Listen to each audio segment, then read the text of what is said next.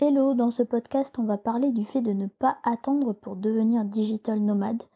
Parce qu'en effet, j'ai reçu une question par mail de Julie qui m'a dit: «Est-ce que tu me conseillerais de partir même si je ne travaille pas?» Je cite, pour une célèbre marque de cosmetics.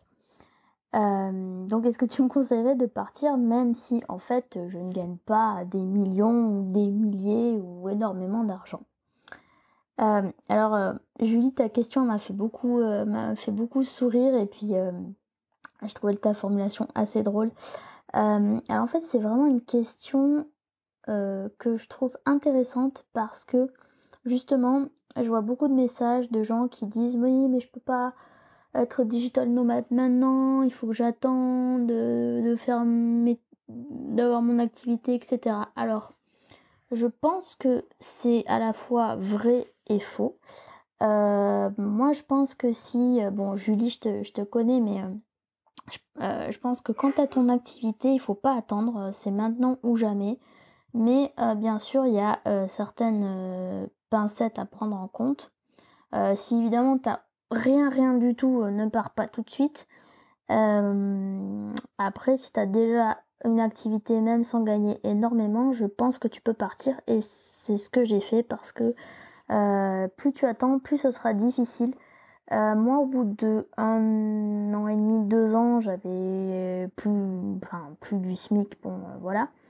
Mais après, ça dépend aussi de ton type de voyage. Si tu pars en avion, en train, en voiture, j'en sais rien. Si tu vas passer beaucoup de temps sur la route ou beaucoup de temps dans un Airbnb ou un logement, voilà. Donc, moi, par exemple, tu le verras dans un d'autres podcasts, je suis partie en Thaïlande, sachant que j'ai voyagé un peu en Thaïlande, mais je suis aussi restée un mois sédentaire, tout comme quand j'ai été dans le sud de la France il y a 1 an à Canet-en-Roussillon et ce que je vais refaire à Nice bientôt. Voilà, quand tu restes un petit moment quelque part, tu pas forcément besoin de gagner des cents et des mille. Mais ça dépend aussi de ce que tu as l'habitude de dépenser, de comment tu vis, si tu aimes te faire plaisir, si tu connais des bons plans. Moi, je te le dis, je suis très adepte des bons plans. Je t'en ai déjà parlé, par mail.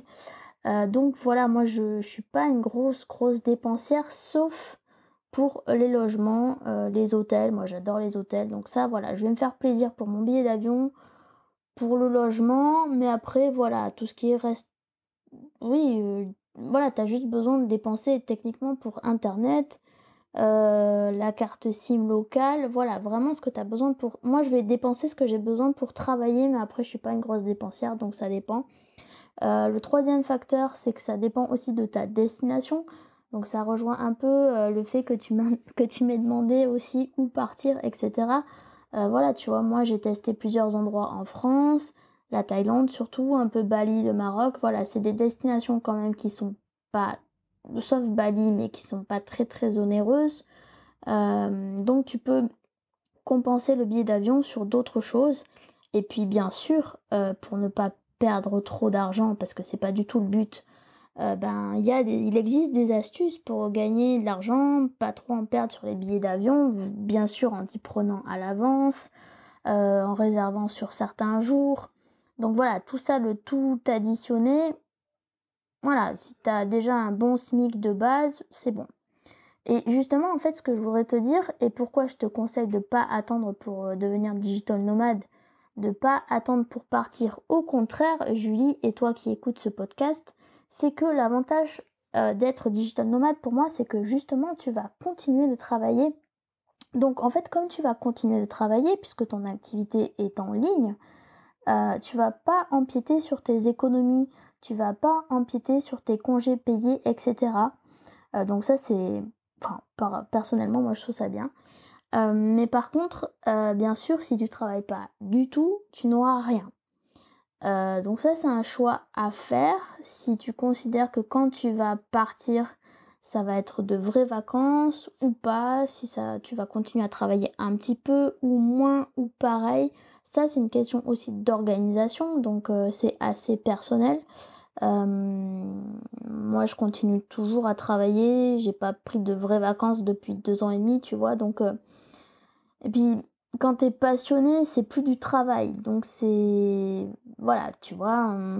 Au contraire, moi je pars, je suis contente de continuer à travailler, hem, mon inspiration en voyage, elle a un impact bénéfique sur mon travail, donc tout ça, c'est un cercle vertueux et c'est pour ça que il vaut mieux pas attendre parce que de toute façon, ça se passera enfin un voyage, ça se passera jamais comme tu penses, ton travail pareil, donc pourquoi attendre?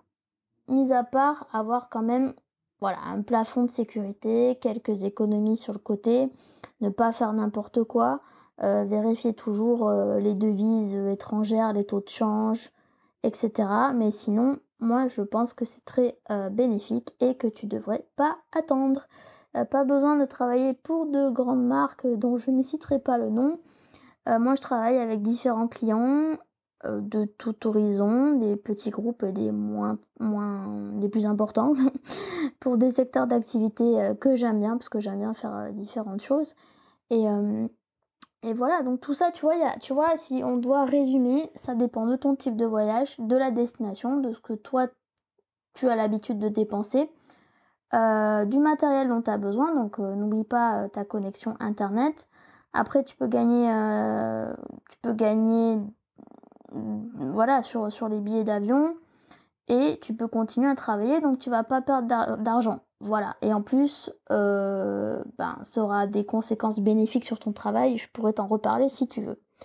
Voilà, bah, écoute, j'espère que tu auras apprécié ce petit podcast, sur le fait de pas attendre pour devenir digital nomade. Comme on dit: «Now or never», maintenant ou jamais.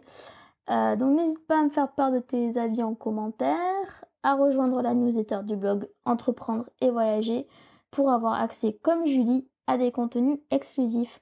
Moi je te dis à la semaine prochaine sur cette chaîne et à très bientôt sur le blog. Ciao!